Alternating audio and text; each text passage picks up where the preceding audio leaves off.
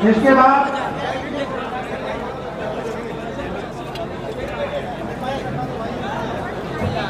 इस आयोजन में देश विदेश से आए हुए आप सभी सम्मानित लोगों को मेरा क्रांतिकारी जय भीम जय मंडल है, इंकलाब जिंदाबाद। आज 9 अक्टूबर को सबसे पहले मैं माननीय कांशीराम को याद करना चाहता हूं, जिनका आज स्मृति दिवस है, जिन्होंने उत्तर भारत में खासकर डॉक्टर अंबेडकर और सामाजिक न्याय की लड़ाई को एक सामाजिक सांस्कृतिक आंदोलन की शक्ल में जमीन पर उतारने की एक बेहद विस्तृत कोशिश की। और इस तरह के हर मंचों पर एक बात बोलना बहुत जरूरी है कि ये सम्मेलन जिस दौर में हो रहा है, ये दौर हमारे सामने चुनौतियों का है, जश्न मनाने का नहीं। और ये चुनौतियां इस बात की हैं कि आज जितने भी लोग, हम जैसे लोग जाने कहां खोए हुए थे, एक नया भारत जो आजादी के बाद बना, उसमें जानबूझकर हाशिए पर ढकेले गए, उन सारे लोगों के सामने आज एक बात तो गर्व करने की है कि हमारी विरासत, जो सामाजिक और सांस्कृतिक विरासत थी, जो तथागत बुद्ध से लेकर के बाबा साहब, महात्मा फूले, पेरियार और उसके बाद माननीय कांशीराम और मंडल की जो पूरी लड़ाई, इस पूरी विरासत ने हमें ये जमीन और ये जगह दिया, हक हुकूक की ये आवाज दी कि आज हम यहां खड़े होकर इस वक्त की जालिम तानाशाह सरकारों के सामने, समाज में जातिवादी सामंती मानसिकता वाले लोगों के सामने आंख में आंख डाल करके अपने हक हुकूक की बात कर पा रहे हैं। तो ये सब उस सांस्कृतिक विरासत की वजह से हो पाया। इसलिए हम पर एक कर्ज है, वो कर्ज इस बात का है कि हमारे पीछे के लोगों ने तो बड़ा संघर्ष किया, कुर्बानियां दी, आंदोलन चलाए, बिखरे हुए लोगों को जोड़ा और आज हमें यहां तक पहुंचाया है।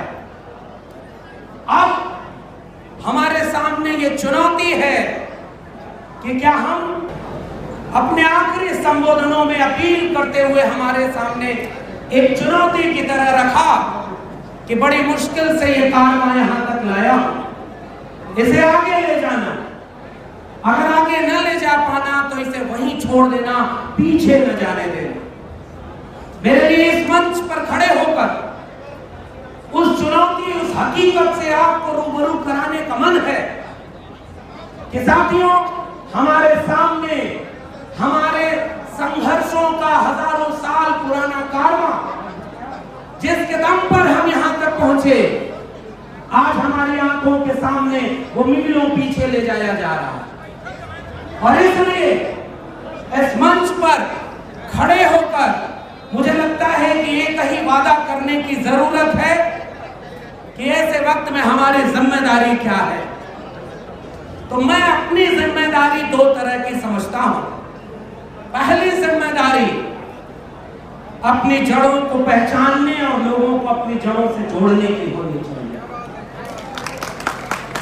और यह बात हमारे पुरखों ने कह दिया है कि जब जिन समाजों की सामाजिक और सांस्कृतिक जड़ें गहरी नहीं होती, उनकी राजनीतिक जड़ें भी मजबूत नहीं हो पाती। उत्तर प्रदेश के लोगों, इस बात को आप जानते हो, जिस माननीय कांशीराम का आज स्मृति दिवस है, उत्तर प्रदेश में उन्होंने ऐसा सामाजिक, सांस्कृतिक और राजनीतिक आंदोलन चलाया कि आजाद भारत में पहली बार जो सबसे हाशिए पर ढकेल दिया गया था, उस पायदान से खड़े होकर एक ऐसे राजनीतिक नेतृत्व को हमारे सामने रखा जिसने पहली बार इस प्रदेश के सूबे के मुखिया के पद पर बैठकर इस भारत के लोकतंत्र को असल में चरितार्थ करने का काम किया था, वह सामाजिक और सांस्कृतिक आंदोलन। मगर आज हमारे सामने एक चुनौती है साथियों, हमारे सामने वो तमाम तरह का दृश्य है जो आपको अपने बच्चों को जड़ों से न जुड़े होने के नाते उन्हें बरगलाने में कामयाब हो जा रहा है। वो उन्हें पाखंडी बना रहे, वो अंधविश्वासी बना रहे, वो कर्मकांड में फंसा रहे। और जब भारत का संविधान लिखा गया उस समय एक भरोसा इस नए मुल्क में नागरिकों के सामने रखा गया था कि अनुच्छेद 51A के तहत इस देश को हम तर्क, विज्ञान और वैज्ञानिक चेतना से संपन्न करेंगे। और जिस तथागत बुद्ध को हम याद करते हैं, मेरे लिए बुद्ध एक विचार का नाम है जिनके मूल में प्रज्ञाशील करुणा के साथ तर्क विवेक है। और अफसोस ये है कि आज हमारी पीढ़ियों को, नौजवानों को कांवड़ ढोने से लेकर मूर्ति पूजा और अंधविश्वास में फंसाकर ये दावा किया जा रहा है कि हम सब हिंदू हैं। इसलिए पहली चुनौती कबूल करिए कि पहली चुनौती इस बात की है कि अपने इतिहास को, अपने जड़ों को अपने घरों तक पहुंचाइए।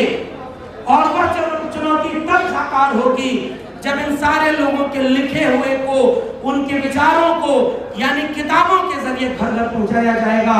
वरना गमले में लगे हुए पौधे एक वक्त के बाद मुरझा जाते हैं। इन पौधों को जमीन में लगाइए ताकि उनकी जड़ें अपने आप फैलती चली जाएं और एक विशाल वृक्ष बने। और दूसरी सबसे बड़ी बात जो कह करके मैं इस मंच पर अपनी बात खत्म करूंगा, वो चुनौतियों की है। जब इतिहास आपकी पीढ़ियां नहीं जानेंगी तो वो पाखंडी बनेगी, आप उन्हें रोक नहीं पाएंगे। और अगर इतिहास जान जाएंगी, वैचारिक धारा पर खड़ी हो जाएंगी, तो वो एका की बात करेंगी। और पहली बात यह है कि तमाम तरह के जातिगत और जो छोटे छोटे समूह बन गए हैं उनको एक करने की जरूरत है। और जब एक कर लेंगे तो आगे चुनौती मुझे एक ऐसे भारत की दिख रही है जिसे सांप्रदायिकता की आग में जलाया जा रहा है। रोज हिंदू मुस्लिम, मंदिर मस्जिद और तमाम तरह की लड़ाइयों में आपके असली सवालों को खत्म कर दिया गया है।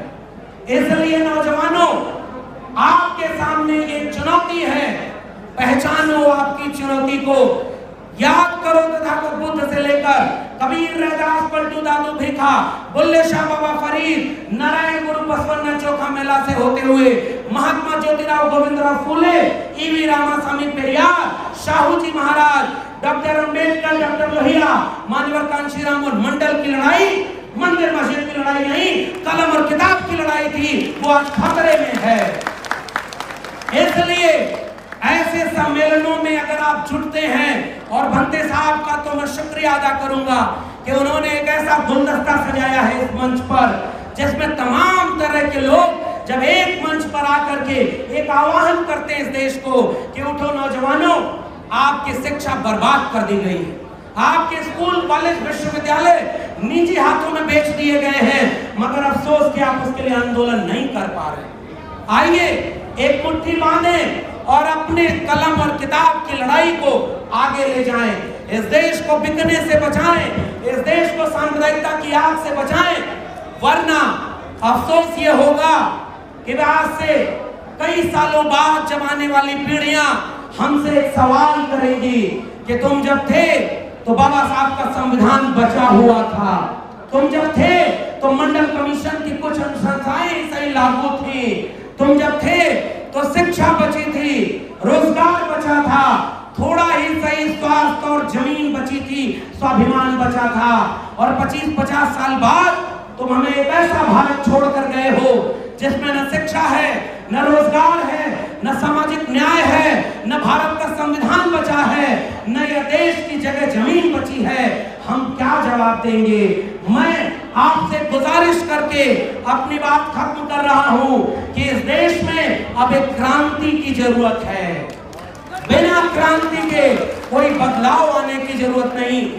और आखिरी बार वो क्रांति विचारधारा से होगी तथागत बुद्ध को याद करने वालों, अहिंसा और सत्य की बात, प्रज्ञाशील करुणा की बात आओ घर घर ले चले। शांति के साथ, अहिंसा के साथ, तर्क वैज्ञानिकता के साथ दो चीजों को जोड़ लो। इस देश में आदिवासी जंगलों में मारा जा रहा, मुसलमान सड़क चौराहे पर मारा जा रहा, दलित मटका छूने घोड़ी चढ़ने पर मारा जा रहा, ओबीसी अप्रत्यक्ष रूप से हर जगह मारा जा रहा। लेकिन हम बिखरे हैं, हमने जितने लोग उतने संगठन बना रखे हैं। आओ मिलकर एक उम्मीद बांधे। जो नारा डॉक्टर राम मनोहर लोहिया का था कि संसोपा ने बांधी गांठ पिछड़ा पावे 100 में 60, उस नारे को महामना राम स्वरूप वर्मा जगदेव बाबू ने आगे बढ़ाया कि 100 में 90 शोषित हैं, शोषितों ने ललकारा है, धन धरती और राजपाट में 90 भाग हमारा है। उस आंदोलन को, उस लड़ाई को धन धरती राजपाट के, रोटी स्वाभिमान के, दवाई पढ़ाई कमाई सिंचाई के मुद्दे पर भारत के संविधान और मंडल कमीशन को बचाने के लिए घर घर चले, एक आंदोलन खड़ा करें, तब जाकर के इस तरह के सम्मेलनों की सार्थकता होगी। आपने मुझे सुना, बहुत बहुत धन्यवाद। जय भीम, जय मंडल, संविधान जिंदाबाद, उल गुलाम जिंदाबाद, इनकलाब जिंदाबाद।